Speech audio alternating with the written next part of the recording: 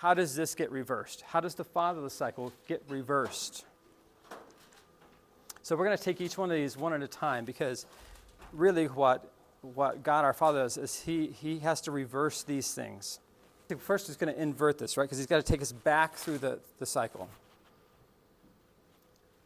So he's got to take us from denial. He's got to start there, because that's where we are. And so what's he take from denial? He has to take us from denial to searching. Denial to searching. It's allowing your heart to awaken to a true Father. And that's part of what we tried to do just in the first couple sessions we had, is just wake us up to the fact that our hearts are searching for a true Father. So he wants to awaken us. And we talked about, putting your dad's voice in its rightful place. So as good or bad or in between as your dad's voice might be, that first voice, it's putting it in its rightful place, no longer giving it that authority to give you your identity, to give you your value, to tell you, what you're meant to be, what you're meant to do. And subjecting our dad's voice to the voice of a true Father. And as he does that, he starts to dismantle that foundational normal, right? That foundation that gets built by our dads, right? So then the second phase, right, is taking that anger phase and turning it to owning, right? Allowing your dad and others to own their choices and their behavior. So first take us from denial to searching, and then reverse that anger phase to owning. And this is where things start to get a little more complex. So in that anger stage, if you remember us talking about that a couple weeks ago,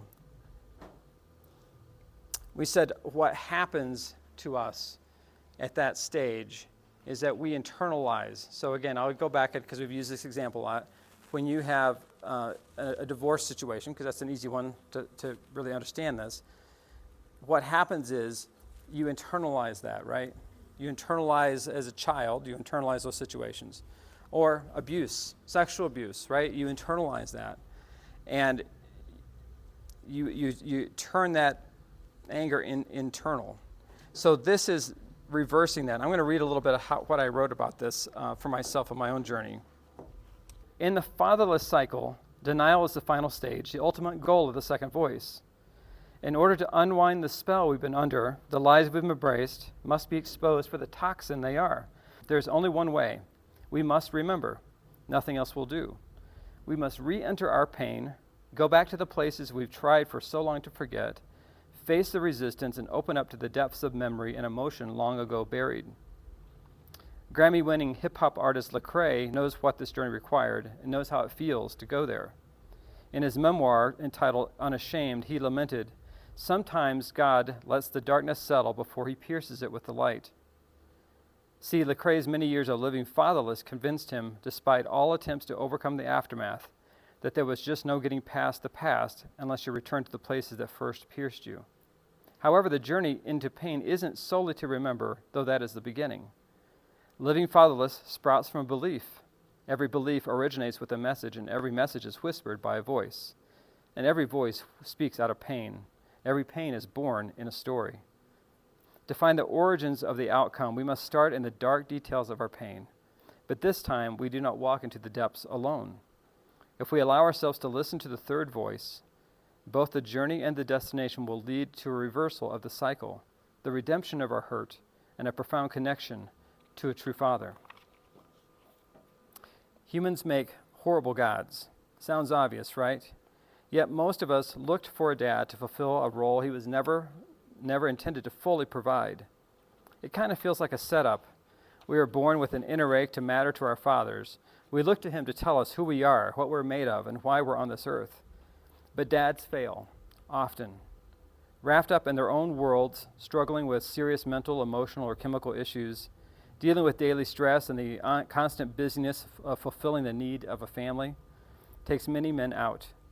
They might be physically present, but preoccupied with their own life or too focused on driving their offspring to perform perfectly in school sports, or society. They might have traded in their wife and kids for the latest and greatest model, finding a new family to play husband and father. Some dads never even get out of the starting gate, abandoning their children and baby mama before birth, leaving a single-parent household to struggle through the absence of his presence and provision. Like I said, humans make horrible gods, and many men make even worse fathers. But every child makes an equally erroneous error. Despite the evidence, we still look to Dad to play the most pivotal role of all, the personification of a perfect father. Of course, we should expect our dads to be good. They should be decent and loving and intentional about their fathering. They do have a genuine God-given responsibility to reflect the truth about our identity and our value and our destiny that's been bestowed on each child by its Creator. Yet, without a vibrant connection with the true Father, our dads are ill-equipped to provide even a modicum of answers to the deepest needs of their son or daughter's soul. Without their guidance pointing the way to a true Father, most children are left with no one else to fulfill those fundamental longings except Dad.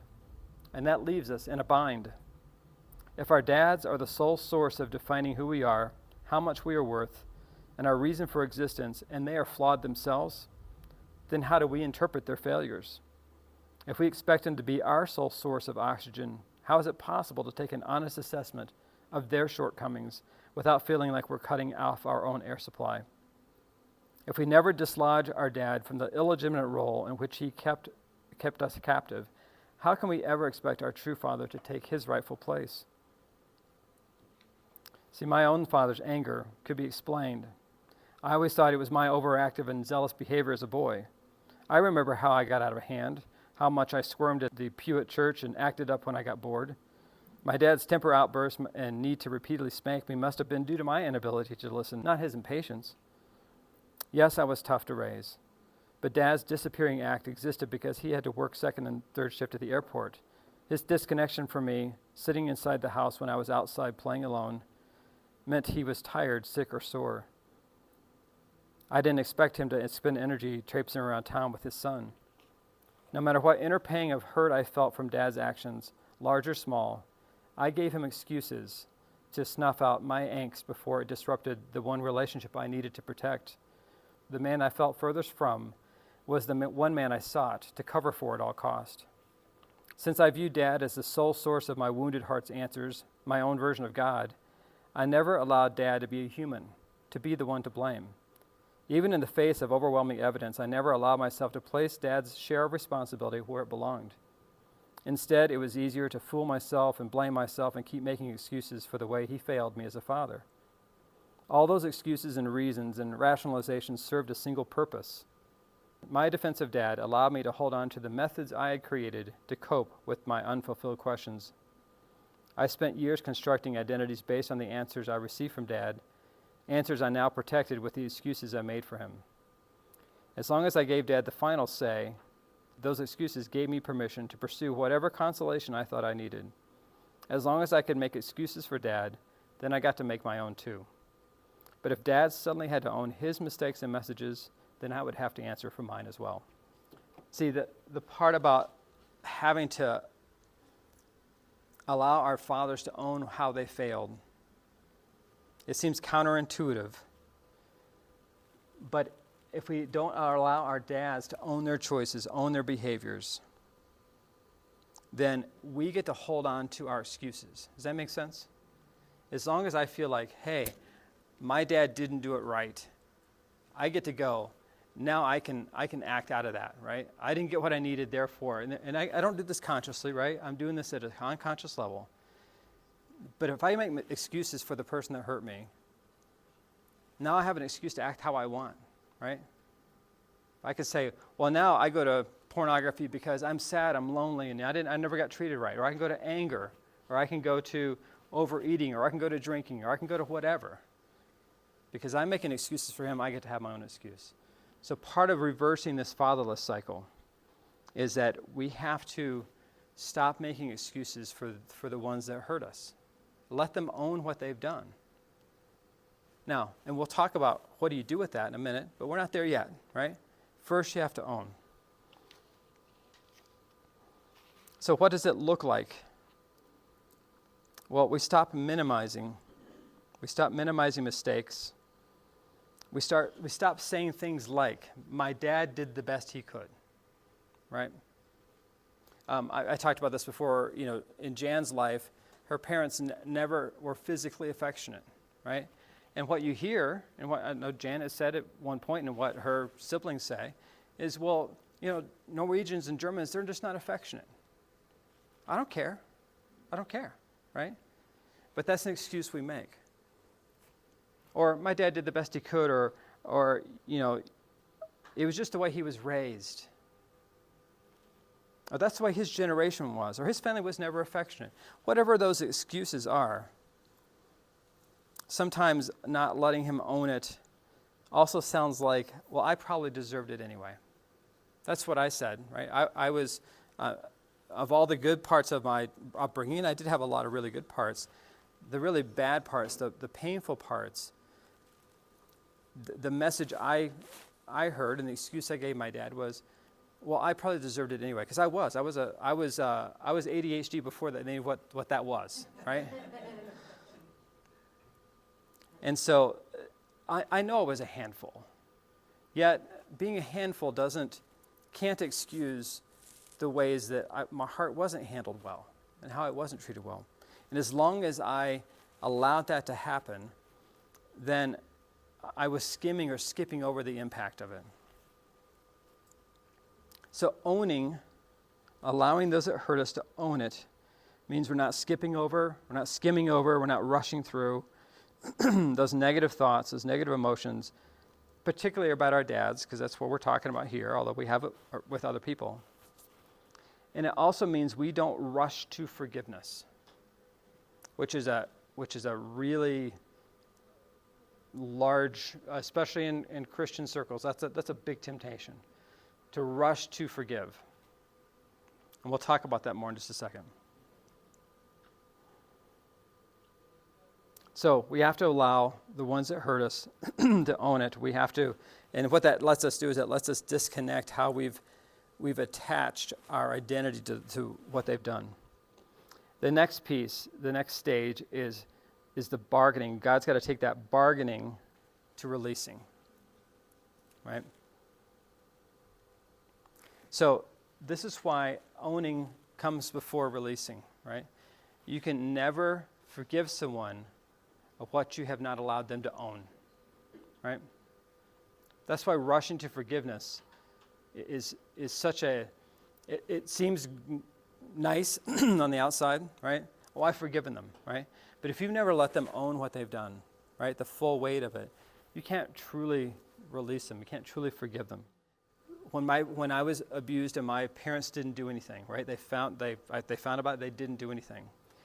What I did with that was for years, decades, right? Instead of saying, that's bad parenting, that's not loving your son, that's not, what I did was, well, I made excuses for them, right? Well, they didn't know what to do, right? Their generation weren't trained to know how to handle, right? I made excuses like that. The reality is, the reality is, I don't care if their generation was, right? Or in Jan's situation, well, they weren't affectionate. Well, Germans aren't affectionate. So what, right? They still have to own the fact that for Jan, like their lack of affection damaged their daughter, right? So it's about us taking the excuses out, the ones we have for them, right? And that is almost impossible to do if you're not turning now to God to get your value and your identity and your calling. It's really hard to turn, what feels like at least, turning on the people that you're looking to answers for, right? How can I say my dad didn't do a great job if dad's the definition of my identity and dad's the definition of my value? It's really hard to do that. So as we turn and start to get our value and identity from God, right, it allows us to take an honest look at the relationships we had with our dads, in particular. And so it lets us be able to go, he was a human. He made mistakes. How did he actually make mistakes? What were the things that I thought were my fault or about me that were really about him, right? really about him.